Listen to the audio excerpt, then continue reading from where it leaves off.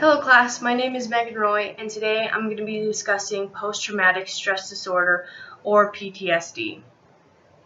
In this speech, I hope to cover what PTSD is associated with, the symptoms of PTSD, the history of post-traumatic stress disorder, and finally, what is in store for us in the future.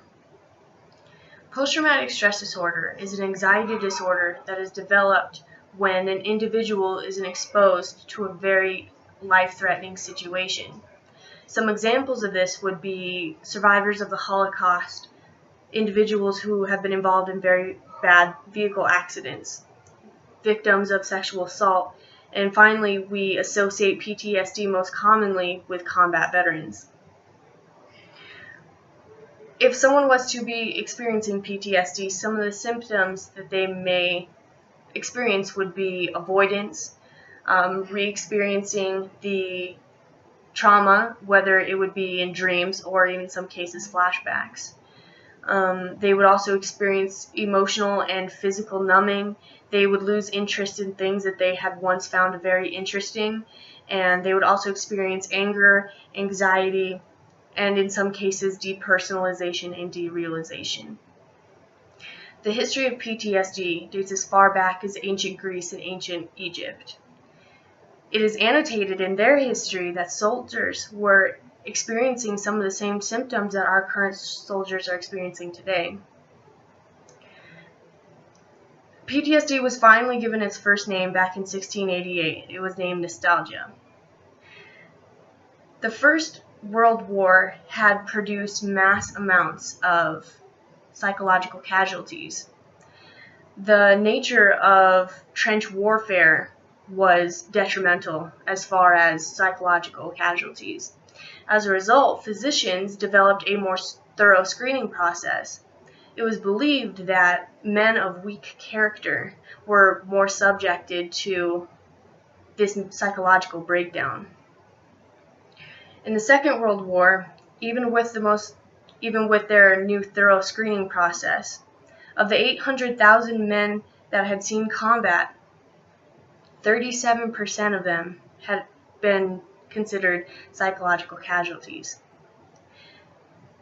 When we finally intervened in Korea, the seriousness of PTSD had faded from society. No one thought it was a huge deal anymore, and they didn't remember the severity of the situation. 25% of Korean combat veterans experience PTSD symptoms. Vietnam by far produced the most psychological casualties in American history.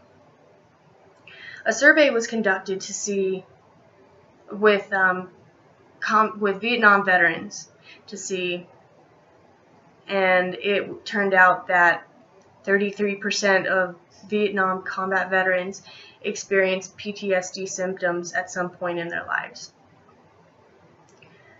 And currently, when we get to our current conflict, our prolonged campaign, of the 2.5 million troops that have deployed to Iraq and Afghanistan, 33% of them have been diagnosed with PTSD.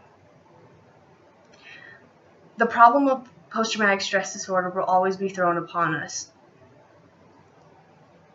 PTSD has one cause and it has one solution, but since we cannot stop warfare, since it is in human nature, we will never be able to stop PTSD.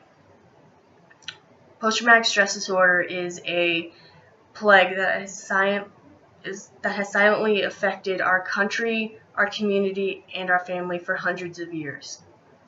But today, with our modern understanding of PTSD, we can set up programs to help these men and women that bravely serve our country, to help get them back into society. I hope that the speech has enlightened you on the history of PTSD, what it is associated with, what some of the symptoms are, and what we can do today.